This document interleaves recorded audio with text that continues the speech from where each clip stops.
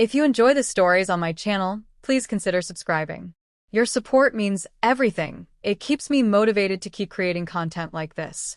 Thank you so much. Now, let's dive into today's story. I was staring at the dress I bought for our engagement photo shoot when the crushing truth hit me. I had ruined everything. And the worst part? He didn't scream. He didn't cry. He didn't even ask me why. He just vanished, as if I had never existed. His name was Nolan.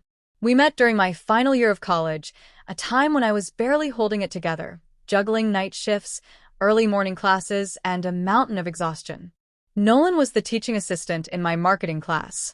He had sharp blue eyes and a relaxed smile that made heads turn. Girls whispered about him when he passed by. I wasn't immune to his charm, but I wasn't looking for anything serious either. I had just escaped a toxic relationship and had no intention of falling for anyone again. But Nolan, he was different. He'd stay after class to help me study for finals. Sometimes he brought coffee, other times snacks. He never made a move until one rainy evening after a group study session. He offered to walk me home. I remember clearly how he looked when I turned to say goodnight, hesitant, like he was afraid to want more. I kissed him first. And that changed everything. What followed was 3 years of building a life together. We moved into a cozy apartment and bickered about closet space. We argued over what to name the cat we adopted. He landed a job at a digital agency downtown.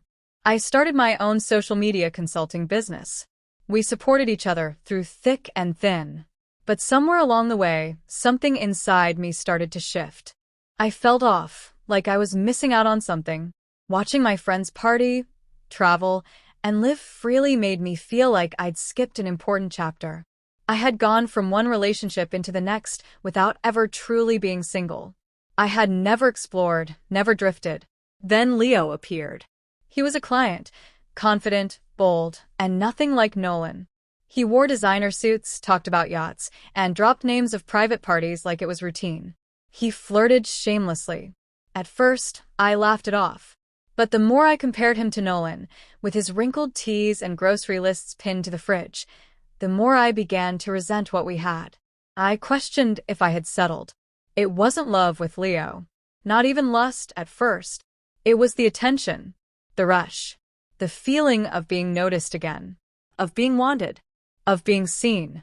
I told myself it was harmless. A little flirtation. A dinner here, a hotel night there. I always came home to Nolan. I cooked dinner.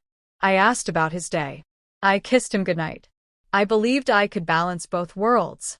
But lies have a way of destroying everything. The first time Nolan asked me if something was wrong, I snapped. I told him I was just stressed. He didn't push. He never did. He was always calm, always trusting. Then came the night. He got home early.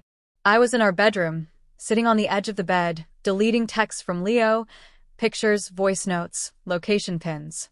I didn't hear the front door open. I didn't hear Nolan step inside. But when I looked up, he was there. And I knew. He hadn't seen anything yet, but guilt was pouring out of me like sweat. He looked confused. He asked what I was doing. I said nothing. He nodded, slowly, and walked away. That night, he barely touched his food. And the next morning, he was gone before I woke up. Everything changed after that. He stopped smiling. He no longer reached for me in bed. But he didn't confront me. He didn't accuse me. Instead, he began disappearing. Coming home late. Taking weekend trips to visit his sister. But I wasn't even sure that's where he was going. I should have been scared, but I felt relieved. The pressure was gone. So I gave in to the chaos. I spent weekends with Leo, lied to Nolan about work trips and conferences. Still, he never asked questions. He never checked my phone.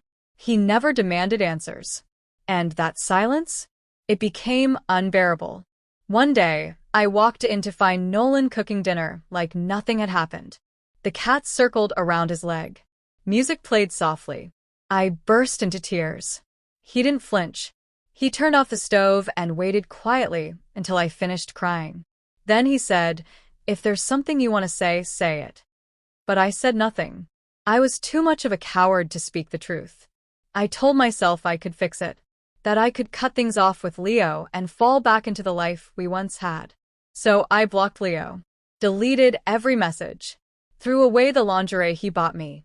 I begged Nolan to take a week off. Just us. No distractions. Rekindle things. He agreed. We drove to a quiet cabin in the mountains. He brought books. I brought champagne. He was polite, distant, quiet, but I didn't care. I thought this was our second chance. We even made love once. He didn't kiss me afterward, just rolled over and stared at the ceiling. When we returned, I felt hopeful. I told my friends I was lucky, that I'd almost lost the best man I'd ever known. But Nolan had already made his decision. A week later, I came home to an empty apartment. His clothes were gone. His books. Even the cat. On the kitchen table sat a single envelope. Inside was a note. You had the life people dream of, and you burned it. I won't waste another second trying to salvage what you shattered. Don't call. Don't come looking for me. We're strangers now. No yelling. No accusations. Just finality. And he meant it. I tried everything. Calls.